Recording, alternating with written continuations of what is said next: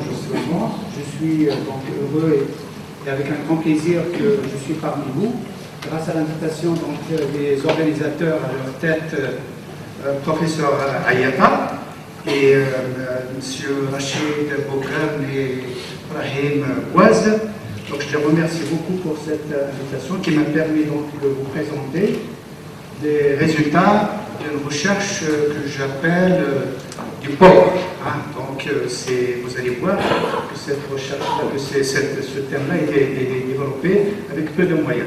Et donc je vais aussi me référer donc à la conférence de M. Ayata hier, en répétant un peu la citation de Kennedy, qui dit « Nous avons besoin des hommes qui imaginent des choses qui n'existent pas et que ces choses-là donc deviennent réalité et deviennent utiles pour la société. » Donc c'est une citation impressionnante et nous avons besoin des hommes qui pensent comme ça. Et donc aussi, je vais aussi donc faire appel encore à M. Ayata qui a dit hier que dans le contenu, donc dans le prix de revient des énergies renouvelables, il est à 80% technologique. Donc maintenant, la question est posée, est-ce qu'on veut être indépendant, au moins à moyen terme, technologiquement, ou pas? Donc c'est un choix, donc c'est une question qui est posée à nous tous, les responsables, les universitaires et tout le monde. Voilà, donc moi, avec les moyens que vous allez voir, je vais présenter donc des composites à base de phosphate. Vous savez bien que les phosphates, c'est quelque chose de très important pour les Marocains, parce que c'est la richesse nationale, qu'on va mélanger avec des métaux pour avoir des conducteurs et des semi-conducteurs. Et on va essayer de les valoriser finalement dans l'ancien défi. Est-ce que nous, on peut faire quelque chose qui va être marocain dans le futur, Inch'Allah. Donc je suis dans l'université Mohamed V et donc de la faculté des sciences. Donc le contenu va être l'objectif, la procédure disons, expérimentale, l'étude structurale, électrique et les discussions bien entendu. Vous savez que donc, dans cette innovation, on cherche actuellement des modules PV, disons, fins, rentables et rapides. Et vous voyez bien que finalement les choses évoluent très très vite. On était quelques années par exemple sur les OPV de 4 à 5% en 2010, maintenant on est à 12%. Là on est à 20,4% sur la deuxième génération et ainsi de suite. Et les gens ils essaient de remplacer le silicium qui est très cher pour la purification, pour le traitement. C'est une industrie que M. Bouaïcha a rappelé très lourde, très chère. Et donc les gens ils cherchent à trouver une autre alternative pour finalement rendre ça, disons, rentable. À ce moment-là, est-ce que nous, on est au rendez-vous? Si un jour ils vont nous dire, puisque vous avez monté, vous devez le refaire parce que voilà les systèmes rentables. Donc moi j'ai pensé, comme disait un penseur arabe, Insanu ibn Bi'ati, donc j'ai pensé au phosphate. Et particulièrement à cet oxyde-là, que j'ai mélangé, comme a dit M. Nounah tout à l'heure, avec l'oxyde de séléron, qui n'est pas cher du tout et qui est finalement qui est très intéressant, qui a même des livres écrits sur cet oxyde-là qui est, je dirais, magique, que nous avons mélangé donc, ici, j'espère que vous voyez là, avec X. X, il va nous donner finalement la forme structurale du solide obtenu, soit amorphe, soit cristallin, et on va lui rajouter des métaux pour le rendre conducteur, ce qu'on appelle des composites. Alors on va jouer sur la quantité des métals, et on va jouer aussi sur la température, quand la phase amorphe, parce qu'on a choisi, pourquoi? Parce qu'on ne monte pas en température, il n'y a pas une perte d'énergie, tout ça en chauffant, et donc, voilà, donc nous avons obtenu un système qui est comme ça, et nous avons fait établir le diagramme de phase qui est donc pour X entre 30 et 60% en pourcentage molaire des ZLO. On a une phase amorphe et par une optimisation, donc nous avons choisi cette composition-là qui est 45% molaire en ZNO, plus 55%, qu'on avait appelé la matrice. Donc dans cette matrice-là, maintenant, on va injecter les métaux. Alors les métaux de différentes tailles, soit ils sont micro ou nano. Là, on a choisi 149 micromètres parce que c'est ce qu'on a trouvé. Et donc, on va étudier les composites qui portent ce symbole-là, ZZPNI, ou bien le cobalt, et on va changer finalement avec la fraction volumique de phi. Donc, avec cette type simple-là, nous obtenons des composés volumiques qui ont ces tailles-là, et que nous allons maintenant regarder la stabilité d'abord de la matrice, que nous avons donc envoyé la matrice à l'étranger. Ils ont fait cette mesure de la TD qui montre ces cassures, hein, la température de transition de phase, la température de cristallisation, la température de fusion. Et il y a une théorie qui dit que le rapport qui est donné ici, il doit être supérieur ou égal à 1, 0,1. Dans notre cas, nous avons trouvé 0,65%, 0,65, qui nous dit que notre matrice est très stable. Nous avons regardé ça aussi avec le microscope. Ça, c'est la matrice. Et ça, c'est les différents dosages avec les métaux. Donc, on voit deux phases. La phase amorphe, vert, et la phase métallique. Cette phase métallique, on voit donc deux phases, c'est-à-dire qu'il n'y a pas de réaction chimique entre les métaux et le verre. Et ça veut dire que l'interaction est très faible, qu'il n'y a pas de réaction chimique. Nous avons donc mesuré la densité. On a vu que la densité, donc, elle croît linéairement en fonction de la charge, ce qui veut dire qu'on a un mélange binaire qui peut s'écrire de cette façon-là, la densité théorique, avec le phi, bien sûr, c'est la fraction volumique. Et il y a un vide, quand on trace ça, il y a une différence entre les deux. Cette différence-là, elle est attribuée à la porosité et au vide qu'il y a donc, dans notre système. Et on a trouvé donc un vide de 12,5% qui est en bon accord avec les observations de la microscopie électronique. Donc dans la littérature, pour ce genre de volume, on peut aller jusqu'à 15%. Après, bien sûr, nous avons fourni rayon X, nous avons vu la matrice, elle est là, elle est amorphe. La liquide que vous voyez, donc, c'est dû à la cristallisation des métaux qui sont injectés dans la matrice. Dans les deux cas, le nickel ou bien le cobalt. Après, bien sûr, ça y est, nous sommes prêts donc, à faire des études électriques.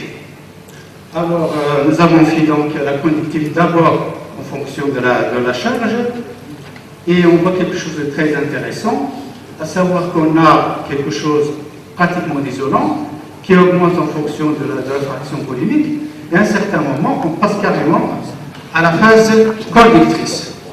Donc, un comportement de percolation. Un comportement de percolation, mais très intéressant parce qu'on va revoir quel est le type de la conduction ici et quel est le type de la conduction là dans cette partie-là. D'abord, nous sommes des chercheurs, donc nous avons regardé s'il s'agit vraiment de la percolation ou pas. Donc nous avons la percolation, je le rappelle, là il y a des cristalles qui ne sont pas connectés quand on est en dessous de ce seuil de percolation. Et après, on a des chemins qui vont traverser le matériau et que ça va conduire l'électricité. Donc il y a deux théories, une théorie simple qui ne prévoit pas l'interaction entre la matrice et la charge, et une autre qui prévoit l'interaction et les deux entre la matrice et la charge. Donc nous avons utilisé ces deux théories-là et nous avons ajusté avec l'expérience. Alors vous voyez bien là, donc c'est les traits, c'est la théorie dans les deux cas, interaction sans interaction, et les points sont l'expérience. Donc on trouve à peu près les mêmes paramètres d'ajustement, ce qui veut dire qu'on n'a pas beaucoup d'interaction entre la matrice et la charge, et que ça confirme les observations de la microscopie et des rayons X. D'ailleurs, ces résultats sont publiés aussi. Donc après, nous avons fait la mesure du coefficient de Seebeck. Alors ça consiste en quoi? Vous injectez un gradient de température et vous récupérez les différences de potentiel. Et donc le rapport entre les deux, c'est ce coefficient de Seebeck.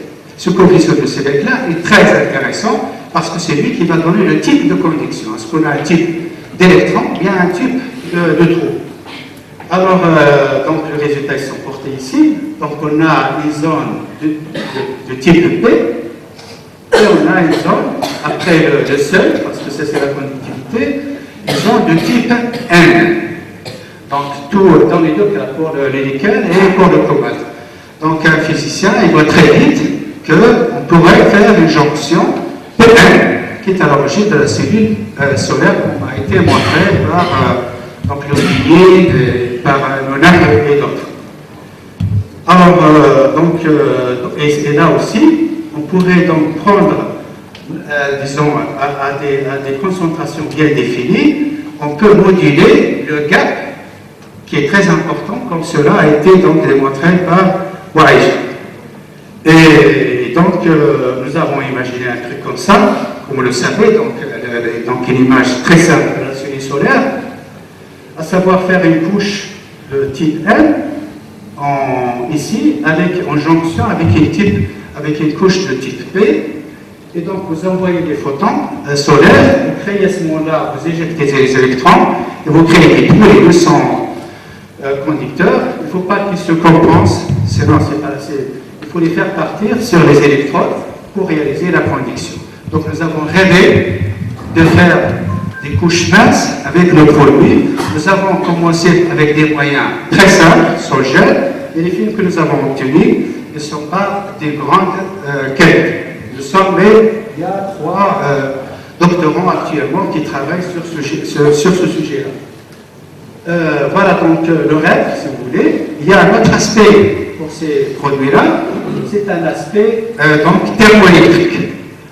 Vous savez que le thermoélectrique, il est mesuré par ce qu'on appelle un coefficient qui s'appelle le figure de mérite, qui est donné par donc, le coefficient des électrons carrés, qui multiplie la conductivité, qui multiplie la température, sur la conductivité thermique. Donc, il faut que ce coefficient soit supérieur à 1 si on veut envisager une application industrielle. Donc, le défi du chercheur, c'est de trouver le bon conducteur avec un bon coefficient de Seebeck et avec une basse conductivité thermique.